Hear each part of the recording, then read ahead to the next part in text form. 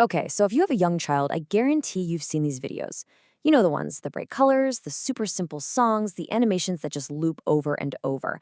But what if I told you that underneath all of that, there's actually a highly structured, surprisingly deep curriculum for toddlers? Today, we're going to dig into the world of kids' YouTube and uncover the hidden lessons they're teaching. And trust me, you might be surprised by just how methodical it all is. It all kicks off with a phrase every single parent knows by heart. But listen, this isn't just a line in a song, it's the entry point. It's the universal signal that a child is in distress. And these videos have built an entire educational model around how to respond to it. For so many parents, this kind of content serves a very specific purpose. We can call it the digital pacifier. It's a tool to instantly soothe, distract, and just engage a child. And the reason it works so well is because it's literally engineered to address a kid's most immediate needs and feelings, with a formula that's both predictable and incredibly comforting. All right, so here's our game plan. We're going to start with the most basic lesson of all, how to deal with physical pain.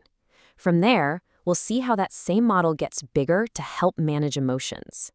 Then, we'll jump into the rules of social interaction, and finally, we'll uncover the secret sauce that makes all of this stuff stick. So let's get into it.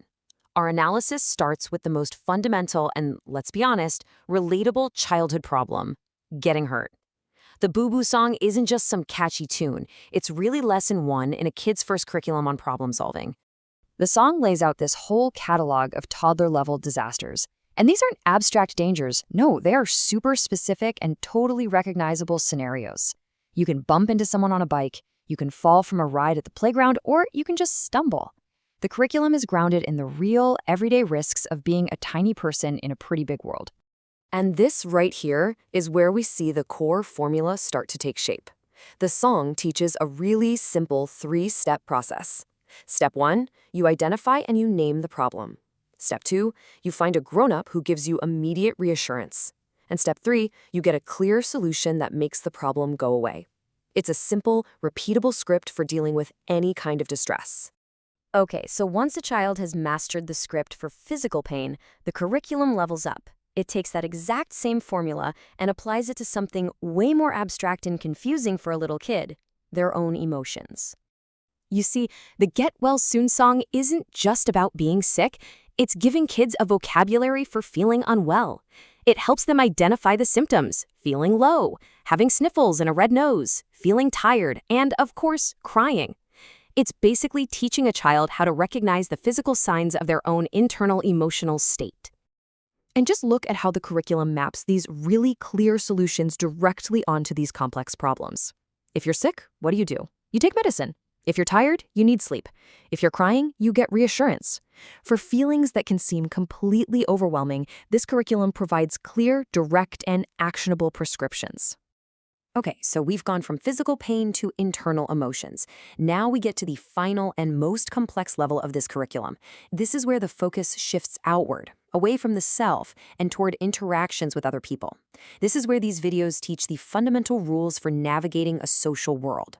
This right here, this is the absolute core of the social lesson. It presents the most common childhood conflict there is: I want what you have, and it provides a simple, almost magical resolution. It's a 2-part script. I say please, you say okay. This isn't just about teaching manners. It's a foundational lesson in negotiation.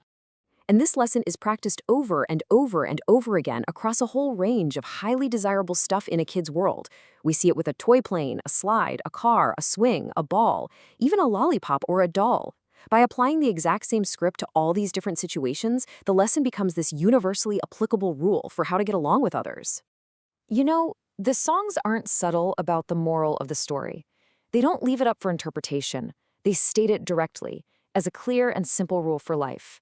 This is the big takeaway, the core value that the entire sharing curriculum is built to instill. And it's presented as just an undeniable fact. So, we've got this 3-tiered curriculum, right? It covers physical, emotional, and social learning. But why does it work so well? Why are these videos so hypnotic for toddlers? Well, the answer lies in the psychological mechanism that powers this entire system. It's repetition. And I don't just mean repeating a melody. Look at the actual words. The baby goes wah, wah, wah. The wheels go round and round. The horn goes beep, beep, beep. Phrases, sounds, actions, they are repeated relentlessly. This is not lazy songwriting.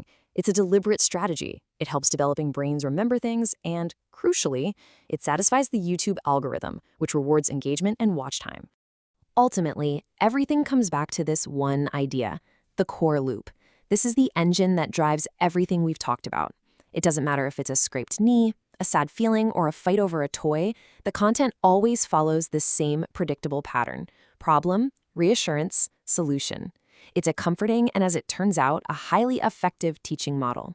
So it starts with just a simple boo-boo, expands into a complete curriculum for how to be a person. It teaches a child how to understand their body, how to regulate their emotions, and how to successfully interact with other people. It's an entire system of learning, all delivered through catchy songs and bright, colorful animations. And that leaves us with a really fascinating question to think about. This content gives children these pre-packaged scripts for solving problems, and it's incredibly efficient. But when our kids' first lessons are this optimized, when they provide such clear answers for every conflict, what does that mean for the messy, the unscripted, and the creative work of actual play? It's definitely something to chew on.